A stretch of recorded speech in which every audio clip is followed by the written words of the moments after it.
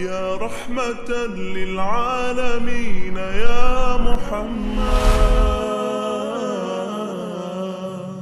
ناظرین السلام علیکم ورحمۃ اللہ وبرکاتہ۔ سیرت پروجیکٹ سیزن 2 ایپیسوڈ 1، نبی کریم صلی اللہ علیہ وسلم کی پیدائش اور رضاعت کے واقعات۔ نبی کریم علیہ السلام کی پیدائش عام الفیل میں ہوئی۔ جس صدی عیسوی میں آپ علیہ السلام کی پیدائش ہوئی، اس صدی میں تاریخ عرب میں 2 بڑے واقعات رونما ہوئے تھے۔ ایک تو ذو نواس یہودی بادشاہ کا عیسائی ہونے والوں کو زندہ آگ کی کھائیوں میں پھینکوا دینا، کہ جس کا ذکر ہمیں قرآن مجید میں سورہ بروج میں بھی ملتا ہے، اور دوسرا عام الفیل کا واقعہ کہ جس کے مطابق حبشی اور عیسائی سپہ سالار ابرہہ نے خانہ کعبہ کو گرانے کے لیے مکہ پر لشکر کشی کی تھی۔ واضح رہے کہ سعودی عرب کے پڑوسی ملک یمن میں مختلف ادوار میں 4 بڑی سلطنتیں قائم ہوئی تھیں: سبا، قطبان، حضرموت اور حمیر کی سلطنتیں۔ مملکت حمیر نے 300 قبل مسیح تک بقیہ تینوں سلطنتوں کو فتح کر کے ایک عظیم حمیری سلطنت کی بنیاد رکھی تھی۔ یہ سب بت پرست یمنی قومیں تھیں۔ سبائی،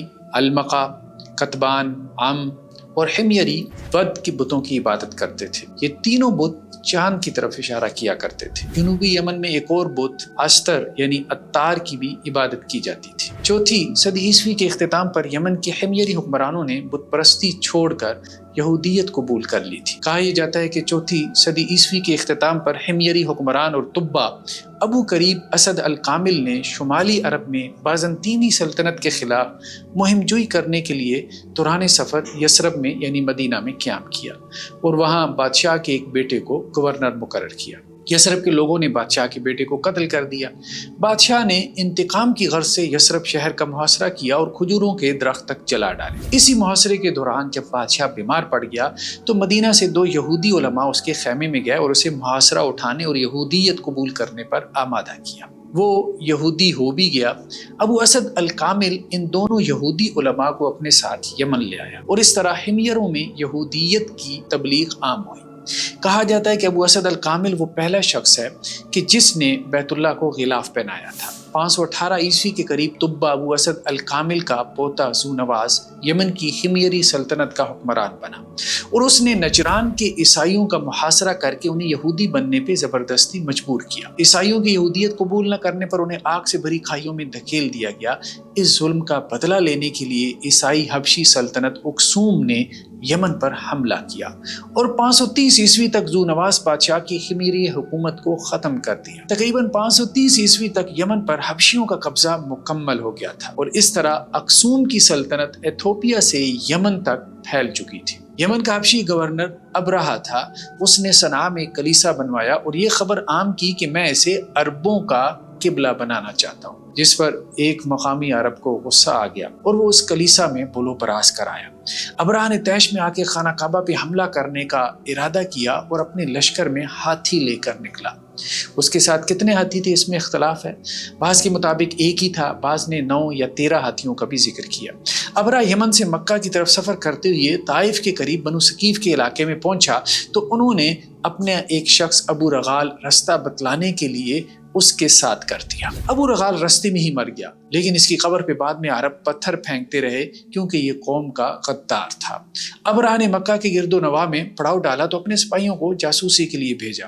ابرہہ کے آدمی آپ علیہ السلام کے دادا عبد المطلب کے 200 اونٹ پکڑ لائے۔ حضرت عبد المطلب کو معلوم ہوا تو کچھ واسطوں سے ابرہہ سے ملاقات کی اور اپنے اونٹوں کی واپسی کا مطالبہ کیا۔ ابرہہ اس مطالبے پر حیران ہوا اور کہا کہ میں تو سمجھتا تھا کہ آپ مجھ سے خانہ کعبہ کے بارے میں بات کریں گے، لیکن آپ تو اپنے اونٹوں کی فکر میں ہیں۔ اس پر حضرت عبد المطلب نے کہا کہ میں اونٹوں کا مالک ہوں، لہذا مجھے ان کی فکر کرنی ہے اور جو اس گھر کا مالک ہے وہ اس گھر کی فکر کر لے گا۔ ابرہہ نے حضرت عبد المطلب کی یقین دلانے پر کہ قریش اس کے لشکر کا مقابلہ نہیں کریں گے، ان کے 200 اونٹ واپس کر دیے۔ حضرت عبد المطلب نے بعد ازاں وہ 200 اونٹ بیت اللہ کے نام وقف کر دی۔ ابرہہ سے ملاقات کے بعد واپسی پر حضرت عبد المطلب نے قریش کو ارد گرد کی پہاڑیوں میں روپوش ہو جانے کا حکم دیا، البتہ اس سے پہلے بیت اللہ کا دروازہ پکڑ کر اللہ سے گڑ گڑا کے دعا مانگی اور کچھ اشعار بھی کہے۔ ساحل سمندر کی طرف سے چھوٹے چھوٹے پرندوں کے جھنڈ نمودار ہوئے کہ جن کے پنجوں میں کنکریاں تھیں۔ انہوں نے وہ کنکریاں ابرہہ کے لشکر پر پھینکی تو اس میں بھگدڑ مچ گئی اور سارا لشکر تتر بتر ہو گیا اور اس کے ہاتھیوں نے اس کو کچل ڈالا۔ اس واقعے کی نسبت سے اس سال کو عام الفیل یعنی ہاتھیوں والا سال کہتے ہیں۔ نبی کریم صلی اللہ علیہ وسلم کی ولادت اسی سال ہوئی تھی۔ بعض روایات میں ہے کہ اس واقعے کے تقریباً 2 ماہ بعد ہوئی۔ عیسوی کیلنڈر کے مطابق یہ 571 عیسوی کا سن بنتا ہے، جبکہ بعض نے 570 عیسوی بھی لکھا ہے۔ آپ علیہ الصلوۃ والسلام کے دادا کی وفات 579 عیسوی میں ہوئی تھی، جبکہ آپ کی عمر تقریباً 8 سال تھی۔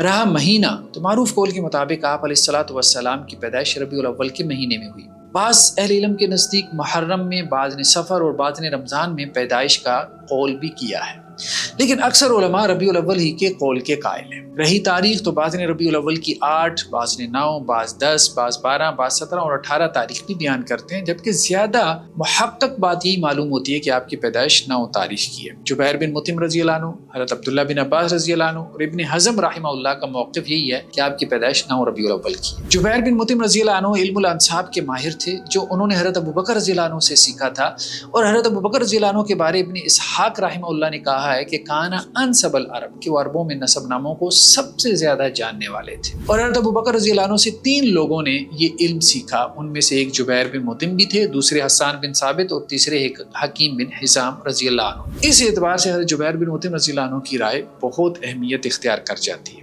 رہی دن کی بات، تو سنن نسائی کی روایت میں ہے کہ آپ علیہ الصلوۃ والسلام کا فرمان ہے کہ میں سوموار کے دن شکرانے کے طور پہ روزہ رکھتا ہوں کہ اس دن میں میری پیدائش ہوئی تھی۔ صحیح مسلم کی روایت میں ہے کہ آپ علیہ الصلوۃ والسلام میں پیدائشی طور پہ مہر نبوت موجود تھی، جو کہ کبوتری کے انڈے کی طرح تھی۔ یہ مہر نبوت آپ علیہ الصلوۃ والسلام کی کمر پر آپ کی گردن کے نیچے 2 شانوں کے درمیان موجود تھی۔ یہ دراصل گوشت کا ایک ابھرا ہوا خدود تھا، جبکہ بعض کے مطابق اس پر کچھ لکھا بھی ہوا تھا۔